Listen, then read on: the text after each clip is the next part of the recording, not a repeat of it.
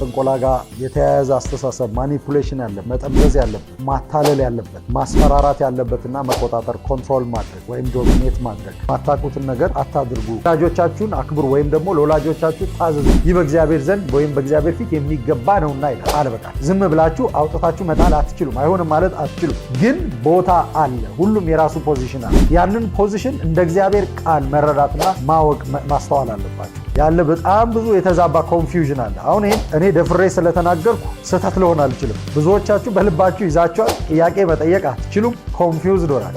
ግን ደግሞ የእግዚአብሔር ቃል ክሊር የሆነ ነገር ይሰጣል። ጠይቁት። እግዚአብሔር ሰዎች የሚፈልጉትን ቦታ ሁሉ ከሰጣችሁ በራሳችሁ ላይ ሌሎች አማልክቶችን ነው የምታስቀምጡት። የሰው ባሪያ አትሁኑ ይላል። የሰው ባሪያ አትሁኑ። ባውንደሪ የሌለው ሪሌሽንሽፕ በሙሉ ግን ስህተት ነው። ያዕቆብና የላባ ግንኙነት መስመር የጣሰ ባውንደሪ ያልነበረው ግንኙነት ነው።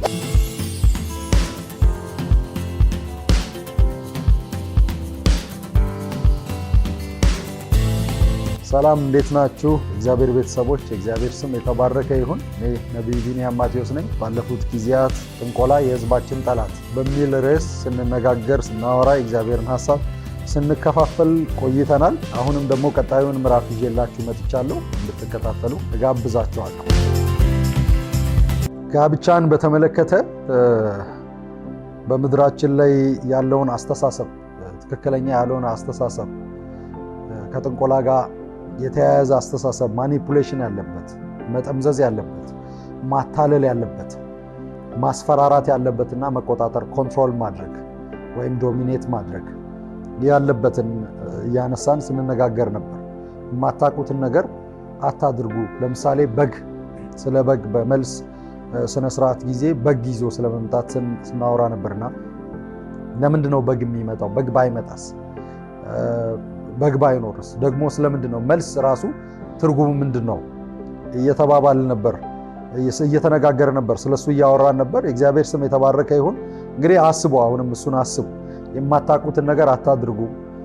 ኢግኖራንት መሆን፣ ቸልተኛ መሆን፣ በዋናነት ኢግኖራንት መሆን ማለት ለማወቅ እድል እያለ በዛ ጉዳይ ላይ አለመመራመር፣ ለማወቅ ጥረት አለማድረግና በዛ ባለማወቅ ደግሞ ውሳኔ መወሰን ኢግኖራንት መሆን ነው፣ ቸልተኛ መሆን ነው። ስለዚህ እንደዚህ አይነት የእውቀት ቸልተኝነት እድሉ እያላችሁ ወይም ደግሞ ሳታውቁ አለማድረግ እየቻላችሁ አላወቅኩም ምክንያቱም ስለዚህ አላደርግም፣ ትርጉሙ ማወቅ አለብኝ፣ ትርጉሙን ሳላውቅ ማድረግ የለብኝም ማለት ትችላላችሁ። ማንኛውንም ነገር ነው ይሄ። ከጋብቻ ሳይሆን በህይወታችሁ በምታደርጉት በየትኛውም ነገር ወይም በምትሰሩት በየትኛውም ስራ በህይወታችሁ በየትኛውም ክፍል የሚሆነውን ነገር በሙሉ ሳይገባኝ ምንም ነገር አላደርግም፣ እስኪገባኝ እጠብቃለሁ። አትሊስት ይኸውላችሁ ሁሉን ነገር በዚህ በአእምሮ ትረዳላችሁ ማለት አይደለም። ግን እግዚአብሔር የሚላችሁ ነገር እንኳን ቢሆን የሚላችሁ ነገር በመንፈስ እርግጠኝነት እስክታገኙ ድረስ ልትጠብቁ ትችላላችሁ። አያኮርፍም። እግዚአብሔር ኩርፊያ አያውቅም፣ አያኮርፍም። ያስተምራችኋል፣ እጃችሁን ይዞ ያሳያችኋል፣ እንድታውቁ ያደርጋችኋል። ስለዚህ እግዚአብሔርን ራሱ መጠየቅ ትችላላችሁ። በመጽሐፍ ቅዱስ ጌዲዮንን ስናይ ጌዲዮን በመሳፍንት መጽሐፍ ማለት ነው። ጌዲዮን እግዚአብሔር ከተገለጠለት በኋላ ወይም የእግዚአብሔር መልአክ ከተገለጠለት በኋላና እግዚአብሔር እስራኤልን በሱ እጅ እንደሚያድን ከምድያም እንደሚያድን ሲናገረው ምልክቶችን ጠይቋል። ምልክቶችን የጠየቀው ላለመታዘዝ አይደለም፣ እግዚአብሔርን ላለማድረግ አይደለም፣ እግዚአብሔር ያለውን ላለመፈጸም አይደለም። ምልክቶችን የጠየቀው ጌዲዮን ምልክቶችን የጠየቀበት ምክንያት እርግጠኛ ለመሆን፣ በእርግጥ እየተናገረው ያለው እግዚአብሔር መሆኑን፣ እግዚአብሔር ከሱ ጋር መሆኑን ለማረጋገጥ፣ በደንብ ለማረጋገጥ፣ አረጋግጦ ለመውጣት ነው ምልክቶችን እየጠየቀ ያለው። ምልክቶችን መጠየቅ ስህተት አይደለም ማለት የእድገት መጨረሻ ላይሆን ይችላል። ምልክቶችን መጠየቅ የመንፈሳዊ እድገት ማቹሪቲ መጨረሻ ላይሆን ይችላል፣ ግን መጀመሪያ ነው። አትሊስት ሊገባችሁ ይገባል።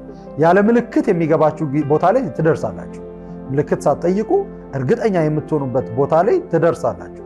እዛ ከመድረሳችሁ በፊት ግን ምልክቶችን እየጠየቃችሁ ማረጋገጫ እየተቀበላችሁ እግዚአብሔር የሚላችሁን ነገር እንኳን በዛ መንገድ ማድረግ ትችላላችሁ። ገብቷችሁ ማድረግ ትችላላችሁ። ምልክቶችን የምትጠይቁበት ምክንያት በፍርሃት ምንም አይነት ውሳኔ መወሰን ስለሌለባችሁ። በፍርሃት የምታደርጉት ነገር በሙሉ ትክክል አይደለም። በፍርሃት የምታደርጉት ነገር በሙሉ የሆነ ቦታ ላይ ወጥመድ ውስጥ እንድትገቡ ያደርጋችኋል።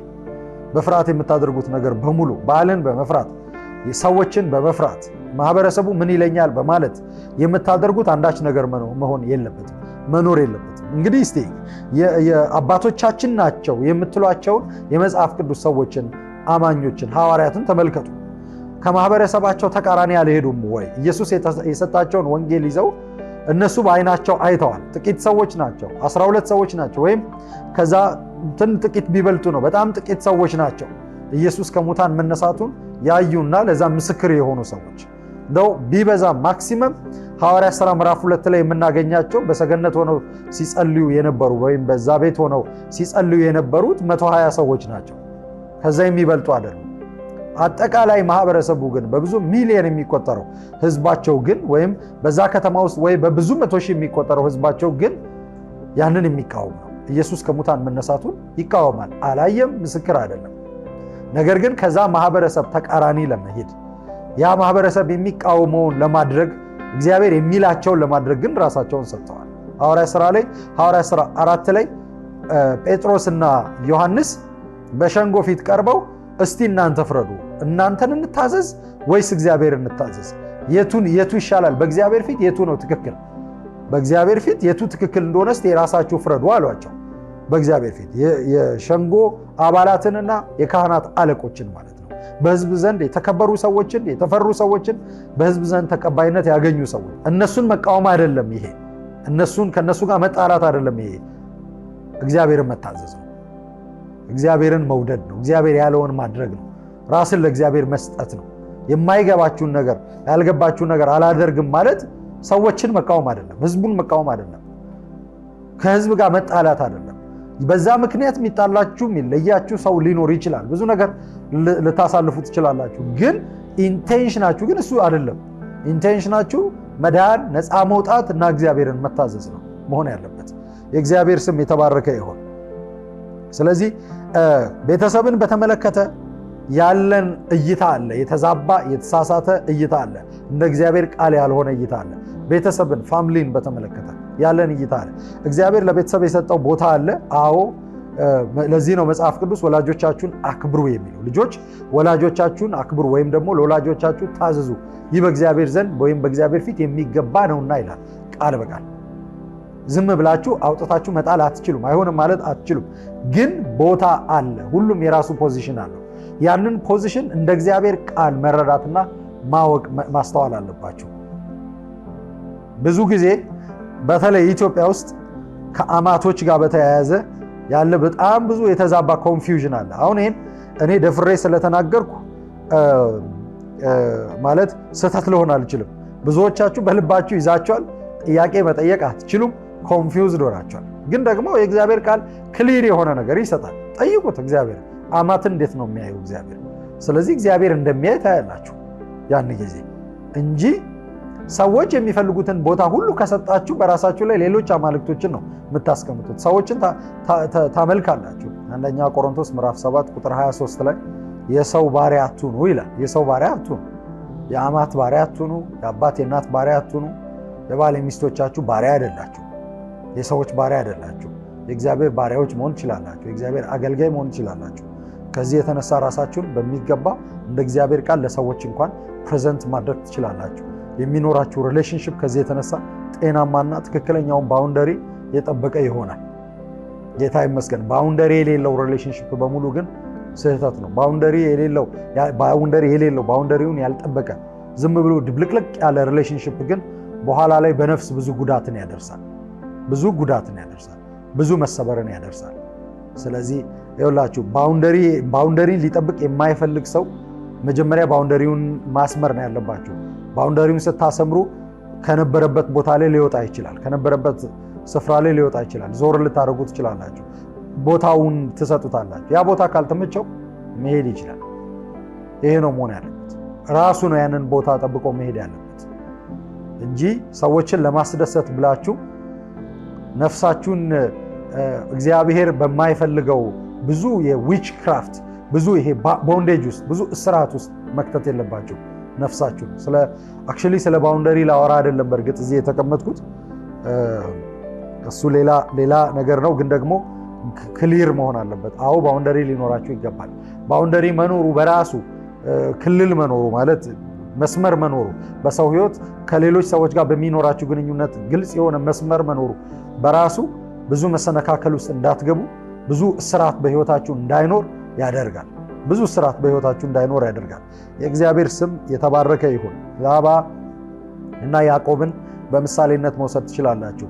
ዘፍጥረት ምዕራፍ 31ን አንብቡት። ዘፍጥረት ምዕራፍ 31 ላይ ያዕቆብና የላባን ግንኙነት ያላችሁ።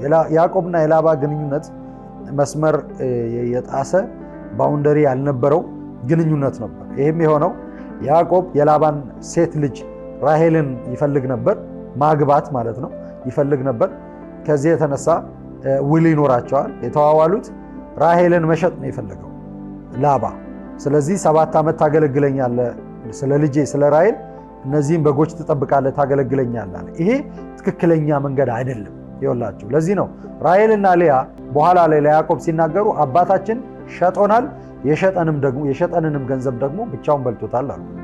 እንግዲህ ልጆች ለአባታቸው የነበራቸው ፊሊንግ ይሄ ነበር። ትክክል አልነበረም ያደረገው፣ ትክክል አልነበረም የሰራው። የእሱ እህት ርብቃ ስትዳር አልተሸጠችም ነበር፣ ስጦታ ሰጠ እንጂ። መጥቶ ኤልኤዘር ወይም ደግሞ የአብርሃም ባሪያ አገልጋይ የነበረው ሰው ስጦታ አምጥቶ ሰጠ። በደስታ በፈቃደኝነት ለወንድሟ እና ለእናቷ ነው የሰጠው። ለአባቷ ለባቱኤል እንኳን አልሰጠም። ለእናቷና ለላባ ነው የሰጠው። ስጦታ ሰጠ። በዋናነት ደግሞ ትልቁ ስጦታ የተሰጠው ለእሷ ነው፣ ለምታገባው ሴት፣ ሚስት ለምትሆነው ሴት ነው ስጦታ የሰጠው። ደስ ስላለው ሀብታም ስለሆኑ ደስ ብሎት ስጦታውን ፕሬዘንት አደረገና ስጦታ ሰጠ እንጂ አልተጠየቀም። ያም ስጦታ ወይም ደግሞ ጥሎሽ አልተጠየቀም፣ ገንዘብ አልተጠየቀም። አብርሃም አገልጋይ እና ላባ ግን ከብዙ ዘመን በኋላ የርብቃ ልጅ የሆነው የእህቱ ልጅ የሆነው ያዕቆብ ወደሱ ሲመጣ የሱን ልጅ ለመዳር አልፈለገም፣ ሊሸጥለት ነው የፈለገው። የሱን ልጅ በመዳር ስም መሸጥ ነው የፈለገው። ስለዚህ 7 ዓመት ታገለግለኛለህ አለ። 7 ዓመት አገለገለው ያዕቆብ፣ ተስማማ። 7ቱ ዓመት እንደ ትንሽ ቀን ሆነለት ይላል። ምክንያቱም ራሔልን ይወዳት ነበር ይላል። ነገር ግን ያዕቆብን ላባ አታለለውና ሊያን ዳራት። ምሽት ላይ ድግስ ደግሶ ምግብ አዘጋጅቶ ቀኑን ሙሉ ከበሉ ከጠጡ በኋላ ምሽት ላይ ሊያን ሰጠው። እንግዲህ በሰዓቱ ፊታቸውን ሸፍነው ነው ሙሽራዎችን የሚድሩት የነበረው። ይህንን ያዕቆብ አላወቀም። ያዕቆብ ከገባ በኋላ ከእሷ ጋር ግንኙነት ካደረገ በኋላ ወይም ደግሞ ግንኙነት ሲያደርግ ነው ሊያ መሆኗን ያወቀው በዛ ምሽት። እንዴት ልትሉ ትችላላችሁ። እንግዲህ እኔ አላውቅም፣ ምክንያቱ እንዴት እንዳላወቃት ከዛ በፊት ማለት ነው። አንደኛ እኔ አላውቅም፣ ሁለተኛ ግን በዛን ጊዜ የነበረውን ቴክኖሎጂ አስቡ።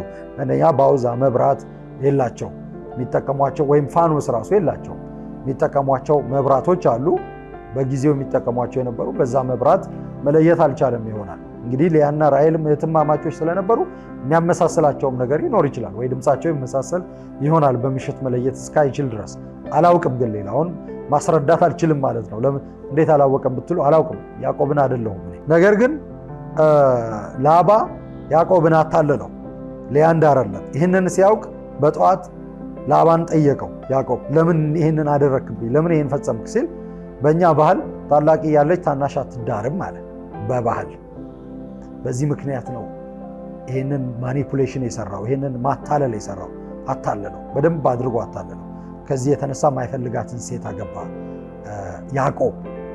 ላባ ያዕቆብ ያልጠየቀውን 7 ዓመት ካገለገለ በኋላ ማለት ነው፣ ዋጋ ከከፈለ በኋላ ግን ላባ የሚፈልገውን አደረገ። ይሄው ነው እንግዲህ የሚፈልጉትን ሁሉ ካደረጋችሁ የምትፈልጉትን አንዳችም አታገኙ። ቀጥሎም የምትፈልጉትን የምታገኙት አሁንም የሚፈልጉትን ስታደርጉ ነው። አሁን ድጋሚ 7 ዓመት ካገለገልከኝ እሰጥሃለሁ፣ ድርልሃለሁ ራሔልን አለው። ይሄ በጣም ትልቅ ግፍ ነው፣ በሰው ሕይወት ላይ የተፈጸመ ግፍ ነው። ይህ ዊች ክራፍት ይባላል። ይህ ጥንቆላ ይባላል። ማኒፑሌሽን ያለበት፣ ዲሰፕሽን ያለበት፣ ኮንትሮል ያለበት፣ ኢንቲሚዴሽን ያለበት፣ ማስፈራራት፣ መጠምዘዝ፣ ማታለል፣ መቆጣጠር ወይም መግዛት ያለበት፣ ሰውን መጨረሻ ላይ የራስ ማድረግ ነው። መግዛት ነው የሚፈለገው፣ ገንዘብ ማድረግ ነው የሚፈለገው። ማንም ሰው የማንም ገንዘብ አይደለም። ኢየሱስ ክርስቶስ ስለ ሁላችን ደሙን አፍስሷል። ስለዚህ ለራሱ በዋጋ ገዝቶናል። ለዚህ ነው ይሄን ወንጌል ሄደን እንሰብካለን። ያልዳኑም ወደ ጌታ ያልመጡም ሰዎች በሚገርም ሁኔታ በዋጋ ተገዝተዋል። የተገዙበትን ዋጋ ግን መቀበል አለባቸው፣ ከባርነት ነፃ እንዲወጡ ማለት ነው። ከዛ በኋላ የማንም አይሆኑ፣ የራሳቸውም አይሆኑ፣ የእሱ ግን ይሆናሉ። እውነተኛ ፍሪደም ሙሉ በሙሉ እሱ ላይ ዲፔንደንት መሆን ነው። ሙሉ በሙሉ እሱ ላይ ጥገኛ መሆን፣ ሙሉ በሙሉ የእሱ መሆን ነው እውነተኛ ፍሪደም እሱ። ምክንያቱም የሚፈልገው ሁሉ ለእኛ ነው፣ ለራሱ ምንም የሚፈልገው ነገር የለም። የሚፈልገው ነገር ሁሉ ለኛ ነው። እሱ ጋር ስንመጣ የምናገኘው ነገር ሁሉ ለኛ ነው። ልቡን ስናገኝ ልቡ ሁልጊዜ ለኛ ነው የሚፈልገው። ስንጠይቀው ሁሌ ለኛ ነው የሚያወራን። ስንጸልይ ሁልጊዜ ለኛ ነው እግዚአብሔር የሚሰማን፣ የሚያናግረን፣ የሚመልስልን። እግዚአብሔር መልካም አምላክ ነው። እግዚአብሔር የሚቆጣጠር አምላክ አይደለም። እግዚአብሔር ዶሚኔት የሚያደርግ አምላክ አይደለም። የእግዚአብሔር መንፈስ ባለበት ዶሚኔት ማድረግ የለም፣ ኮንትሮል ማድረግ የለም። የእግዚአብሔር መንፈስ ባለበት ፍሪደም ነው ያለው። ለዚህ ነው መጽሐፍ ቅዱስ የእግዚአብሔር መንፈስ ባለበት በዚያ ነፃነት አለ፣ አርነት አለ የሚለው። ፍሪደም ነው ያለው፣ ነፃነት ነው ያለው። ኮንትሮል ካለ፣ ዶሚኔት ማድረግ መቆጣጠር ካለ፣ መግዛት ካለ፣ በህይወታችሁ የሚገዛችሁ አካል ካለ እርሱ የእግዚአብሔር መንፈስ አይደለም። እርሱ ሌላ መንፈስ ነው፣ ሌላ እጅ ነው። ስለዚህ ነፃ መውጣትን መፈለግ አለባችሁ። ኖ በቃ ማለት መቻል አለባችሁ። የትም ቢሆን ቤተክርስቲያን ውስጥ ቢሆን፣ የእምነት ተቋም ውስጥ ቢሆን፣ ቤት ውስጥ ቢሆን፣ የትም አካባቢ ቢሆን፣ የምትሰሩበት መስሪያ ቤትም ቢሆን ኮንትሮል ማድረግ፣ ዶሚኔት ማድረግ የእግዚአብሔር መንፈስ ባህሪ አይደለም። ያንን መንፈስ ልትሰብሩት ይገባል። ኖ ልትሉት ይገባል። ሰውን አይደለም እያልኳቸው ያለሁት መንፈሱን ኖ ማለት መቻል አለባችሁ። ወደ ያዕቆብ ስንመጣ እዚህ ዘፍጥረት 31 ላይ የምናገኘው ታሪክ አለ። ከዛ በፊት ግን ያዕቆብ ራሔልን እንዲያገባ ድጋሚ 7 ዓመት እንዲያገለግለው ይደረጋል። ይታያችሁ፣ ይህ ሰው አንድ ግልገል እንኳን እንዲኖረው አልተፈቀደለትም። ለ14 ዓመት ሙሉ ምንም ነገር አላገኘም። ለሴቶቹ ነው ያገለገለው፣ ለልጆቹ ነው ያገለገለው፣ ለላባ ልጆች ነው ያገለገለው። ከዚህ የተነሳ ያዕቆብ ምንም ሀብት የለውም። ምግብ የሚበላው እንደ እረኛ የቀረበለትን ነው የሚበላው። መብላት ስላለ ማለት ለመጠበቅ ስላለበት በህይወት መኖር ስላለበት ነው ምግብ የሚቀርብለት። ነገር ግን የአባቱ አምላክ የአብርሃም አምላክ የይስሐቅ አምላክ እግዚአብሔር አልተለየው። ለዚህ ነው እዚህ ዘፍጥረት 31 ላይ ላባን የሚለው አንተን ልትጎዳኝ አስብ፣ ነገር ግን የአባቴ አምላክ የአብርሃም አምላክ የይስሐቅ ፍርሃት ከኔ ጋር ስለሆነ አለ ምንም ልታደርግ አልቻልክም አለ። ጌታ ይመስገን። የእግዚአብሔር ስም የተባረከ ይሁን። እግዚአብሔር አይፈቅድም ማንም እንዲቆጣጠራችሁ ማለት ነው። በአያት ስም፣ በቅድመ አያት ስም፣ በአማት ስም፣ በአባት ስም ማንም እንዲገዛችሁ እግዚአብሔር አይፈቅድም። ማንም ነፃ መውጣት ትችላላችሁ። ኖ ማለት ትችላላችሁ። ሰዎችን እንዳትጠሉ፣ ሰዎች ላይ እንዳትነሱ፣ መንፈሱ ላይ ቢበሉ። ነገር ግን በሰዎች በኩል ስለሚሰራ ይዘው የሚመጡትን ኦፈር በሙሉ አትቀበሉ።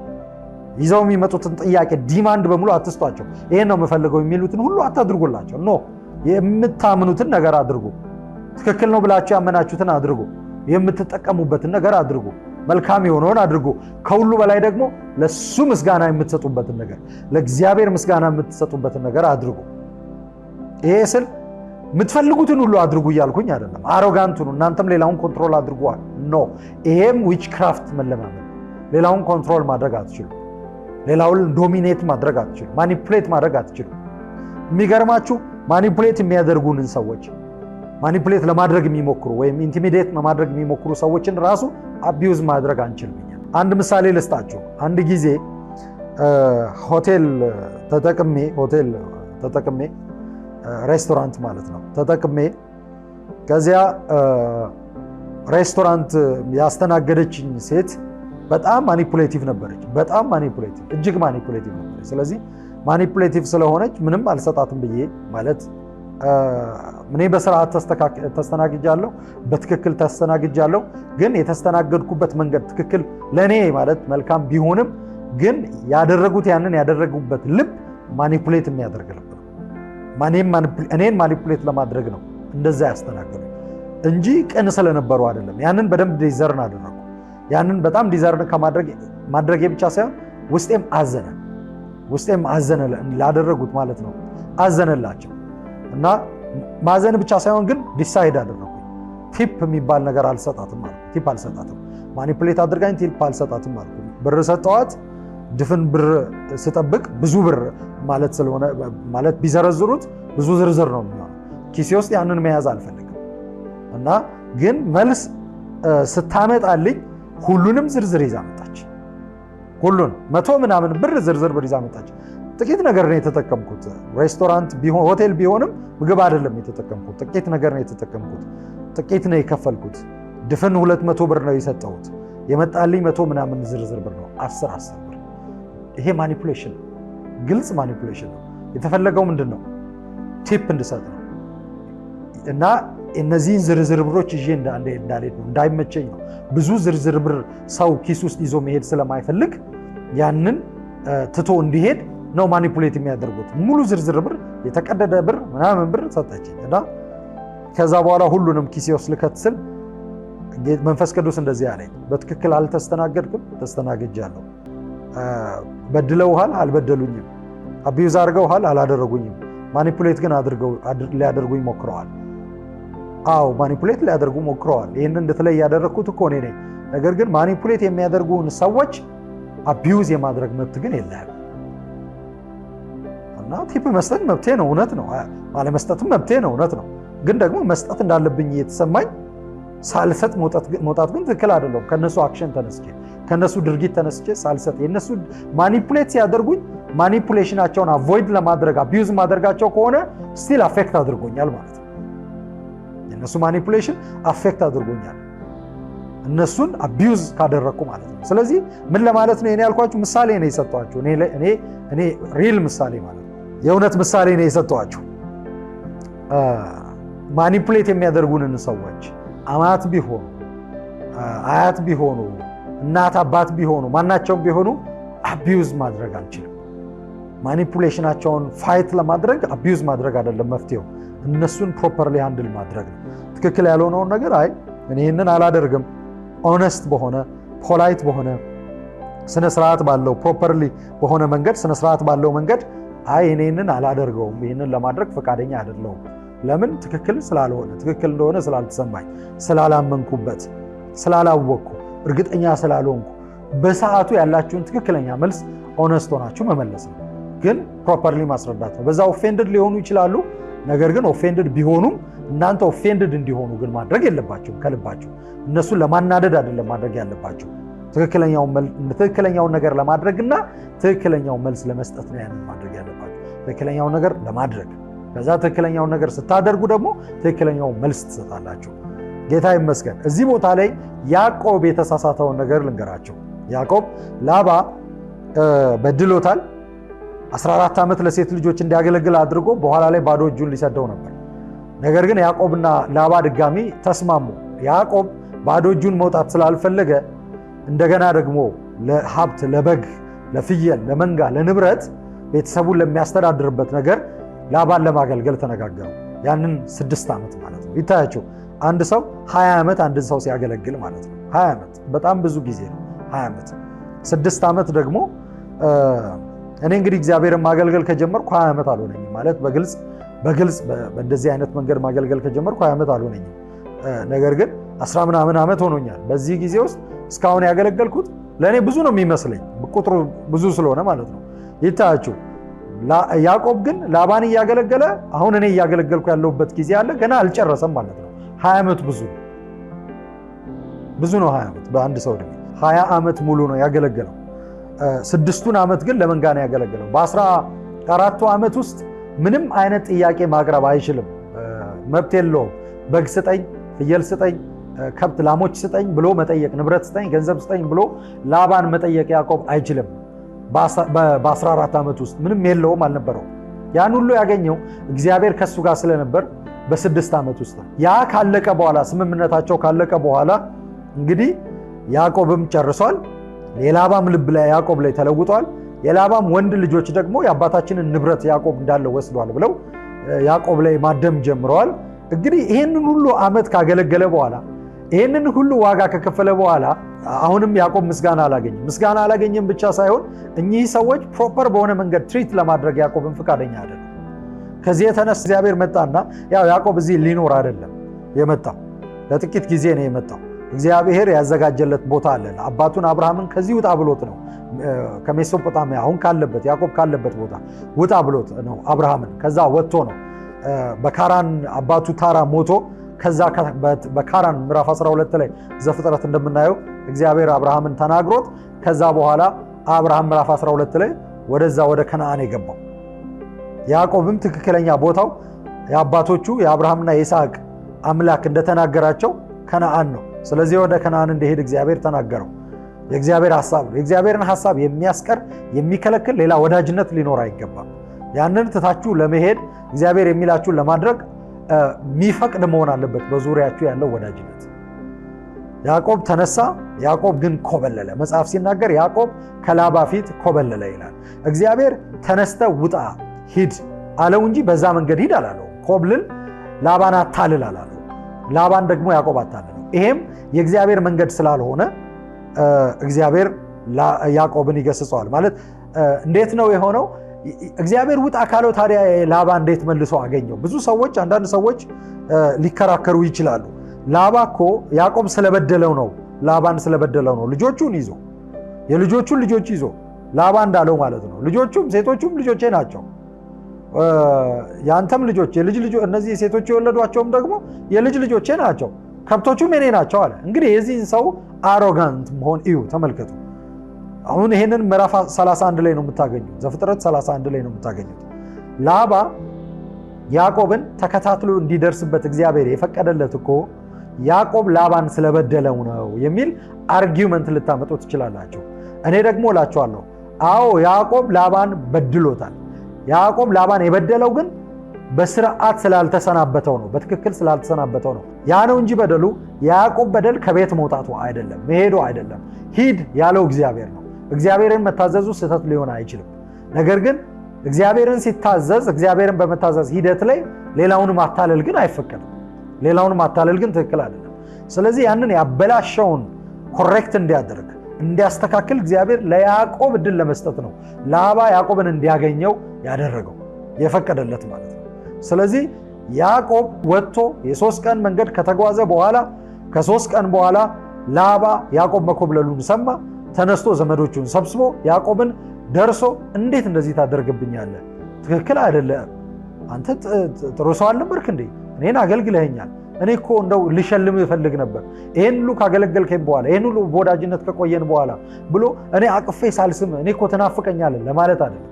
ያዕቆብን ላባ የተከታተለው ሊገለው ነበር። ያዕቆብን ላባ የተከታተለው ሰይፍ ስሎ ሰይፍ ይዞ ዘመዶቹን ይዞ ግመል ላይ ተቀምጠው ፈረስ ላይ ተቀምጠው እንግዲህ በጊዜው ግመል የሚጠቀሙ ሰዎች ነበሩ። ስለዚህ ግመል ላይ ተቀምጦ ተከታትሎ ደርሶበት በዛ በረሃ ማለት ነው ሊገለው ነው። እሱም ብቻ ሳይሆን ልጆቹን መልሶ ሊማርክ ነው፣ ሊወስድ ነው። ላባ በጣም አደገኛ የሆነ ሰው ነው። አደገኛ ሰው ነው። ላዩ ላይ የሚሰራበት የነበረው መንፈስ አደገኛ መንፈስ ነበር። ዊች ክራፍት ነበር ላዩ ላይ የሚሰራው እና ላባ ያዕቆብን ተከታተለው ይላል መጽሐፍ። የተከታተለው ሊገለው ነው። አንደኛው በዚያ ማዶ፣ ሌላኛው በዚህ ማዶ ሆነው ማታ ላይ በተኙበት ሰዓት ማለት ነው። ገና ላባ ያዕቆብን ያየዋል። ካምፕ ያደረገበትን ያዕቆብን ካምፕ ያያል። ያዕቆብ ደግሞ ማን እንደሆነ ላያውቅ ይችላል። የሆነ ካምፕ ግን አዲስ ካምፕ የሆኑ ሰዎች ግን ተሰብስበዋል፣ በሩቅ አሉ። ላባ ደርሶበታል። ማታ ነው፣ መሽቷል። ስለዚህ ሲነጋ ለማግኘት ላባ መሽቶበት ተኝቶ ሳለ ግን የአብርሃም አምላክ እግዚአብሔር መጣና ተናገረው፣ አስጠነቀቀው። እንደዚህ ነው ያለው ላባ፣ እኔ ግን ልጎዳህ እችል ነበር አለ። ሊጎዳው ነው የመጣው ማለት ነው። ልጎዳህ እችል ነበር፣ ነገር ግን ትላንት ሌሊት የአባትህ አምላክ የአብርሃም አምላክ በሌሊት መጣና ያዕቆብን ክፉም ሆነ ደግ እንዳትናገረው ብሎ አስጠነቀቀኝ አለ። እግዚአብሔር መሀል ላይ ኢንተርፊር አደረገ እንጂ ላባ ያዕቆብ ያደረገለትን ሁሉ ነገር ረስቶ ያዕቆብን ሊገለው ነበር። እና መጨረሻው ኮንትሮል ካላደረገ ብትሞት ምንም ማለት አይደለም፣ ብትጠፋ ምንም አይደለም። የሱ እንድትሆን ብቻ ነው የሚፈልገው ይሄ ልብ ማለት ነው፣ ይሄ ዊች ክራፍት ልብ። ስለዚህ ይሄንን ልብ እግዚአብሔር ይስበረው፣ ይሄንን ልብ እግዚአብሔር ያስተካክለው፣ ይሄንን ልብ እግዚአብሔር ይግራው። ነገር ግን ይሄንን መንፈስ እግዚአብሔር ይምታው። ጌታ ይመስገን። ቅድም እንዳልኳችሁ ነው። ከዚህ ሁሉ በኋላ 14 ዓመት ልጆቹን በ14 ዓመት ከሸጠ በኋላ በ6 ዓመት ከብቶቹን አገልግሎ ደሞዝ ከሰጠው በኋላ ደሞዙን እግዚአብሔር ባረከለት እንጂ ያዕቆብ ላባ ምንም አልሰጠውም ለያዕቆብ። አንተ ደሞዜን 10 የቀያየርክብኛል፣ ነገር ግን የአባቶች አምላክ የአብርሃም አምላክ የይስሐቅ ፍርሃት ግን እንድትጎዳኝ አልፈቀደልህም ማለት እግዚአብሔር አልፈቀደልህም ማለት። ከዚህ የተነሳ እግዚአብሔር አበዛኝ ባረከኛል። ደሞዜን 10 በሐሩሩ በቁሩ በሌሊቱ በብርዱ በሁሉ ሳገለግል ነበር። በጎቼ አልጨነገፉም፣ ከኔ የተነሳ አልጨነገፉም። እግዚአብሔር ባርኳል። ጥቂት መንጋ ነበር፣ አሁን ብዙ ሆነ። አልጨነገፉም። የአውሬ የበላውን ራሱ አምጥቼ አላሳይህም ነበር። እኔ ይተካ ነበር። የራሴን እሰጥ ነበር፣ ከደሞዜ እሰጥ ነበር፣ አውሬ የበላውን እንኳን። ነገር ግን እግዚአብሔር ግን ከኔ ጋር ስለሆነ አንተ እንድትጎዳኝ አልፈቀደልህም። አሁን ምንድነው ያደረኩ? በእኔና በአንተ መካከል እግዚአብሔር ይፍረድ። ምንድነው ያደረኩ? ከዛ በኋላ ይጋር ሳዱታ ወይም ደግሞ ምጽጳ በሚባለው ቦታ በኋላ ምጽጳና ይጋር ሳዱታ ብለው በምጽጳ ነው የተገናኙት። ምጽጳ ብለው ቦታውን የሰየሙት እነሱ ናቸው። ምጽጳ በዕብራይስጥ ነው፣ በላባ ቋንቋ ደግሞ ይጋር ሳዱታ። ስለዚህ ይጋር ሳዱታ የክምር ድንጋይ የመሐላ ድንጋይ ማለት ነው። ይጋር ሳዱታ ወይም ደግሞ ምጽጳ ብለው ሰየሙት ቦታውን። ድንጋይ ሰብስበው ከምረው አንተ ከዚህ ብታልፍ እኔም ከዚህ ባልፍ እግዚአብሔር ይፋረድ ብለው ተለያዩ። እንደውም በጣም የሚገርም ስቴትመንት አለ ላባ ለያዕቆብ የተናገረው። እኔ ወደ አንተ ባልመጣም ባንገናኝም፣ ነገር ግን ልጆቼን እንዳትበድል። ይታያችሁ የሸጣቸውን ልጆች ማለት ነው። ልጆቼን እንዳትበድል፣ ልጆቼን ብትበድል በእኔና በአንተ መካከል እግዚአብሔር ይፍረድ። ልጆቼን ብትበድል ብሎ የተናገረው ምንድን ነው? 4 ሴት እንዲያገባ ካደረገ በኋላ ያዕቆብን ምን ይለዋል? ደግመ በእነሱ ላይ ደግሞ ሌላ ሚስት ብታገባ ይለዋል። በልጆቹ ላይ እኮ ሚስቶችን ድሯል። በመጀመሪያ ልጁ ላይ ሌላ ልጁን ድሯል። ከዛ ደግሞ የሰጣቸውን አገልጋይ ደግሞ ልጆቹ ሚስት አድርገው ለያዕቆብ ሰጥተዋል። በእነሱ ላይ ደግሞ ሌላ ሚስት ብታገባ እግዚአብሔር በእኔና በአንተ መካከል ይፋረድ ይላል። ማለት እሱን በሞራል ትክክለኛ የሞራል ስታንዳርድ ያለው ያዕቆብ ደግሞ ያ የሞራል ስታንዳርድ የሌለው አድርጎ ያዕቆብን አኪዮዝ አድርጎ ተለያዩ። ግን እግዚአብሔር ከያዕቆብ ጋር ነበር እና በዚህ ውስጥ ምንድነው እያልኩ ያለሁት? ይሄ ላባ ያዕቆብን ማኒፑሌት ያደረገበት ዲሲቭ ያደረገበት፣ ከዛም ያዕቆብም ደግሞ ያንን መንገድ ተከትሎ የሄደበትና ሁለቱም በዚህ ወጥመድ የገቡበት፣ እግዚአብሔር ግን ሁለቱም ማስተካከል የሚችሉበትን እድል የተለያዩ ስለሆነ ፕሮፐር በሆነ መንገድ እንዲለያዩ የሰጣቸው እድል ነው። ሰዎችን ከዚህ በፊት ብዙ የበደሉ ብዙ ጥፋት ያጠፉ በህይወቴ ብዙ ጥፋት ያጠፉ ሰዎችን ወይም ደግሞ መለየት ያለብኝን ሰዎች ስለያቸው ከዚህ በፊት ማለት ነው የበደልኩትን ግልጽ በሆነ መንገድ ይቅርታ ጠይቄ እነሱም ደግሞ የበደሉትን ይቅርታ እንዳደረኩላቸው ነግሬያቸው፣ ግን ደግሞ አብረን በመንገድ መሄድ የማንችል ሰዎች መሆናችንን ነግሬ መለየት ሲኖርብኝ ማለት ነው ብሎክ በማድረግ የተለየዋቸው ሰዎች ብዙ ሰዎች ነበሩ። አንድ ወቅት ላይ አሁን አይደለም፣ አንድ ወቅት ላይ ከዓመታት በፊት ማለት ነው። እና ያንን እንዳስተካከል እግዚአብሔር ተናገረኝ እና ይህንን ቃል ሰጠኝ። ያዕቆብ ላባን የተለየበት መንገድ ትክክል አይደለም።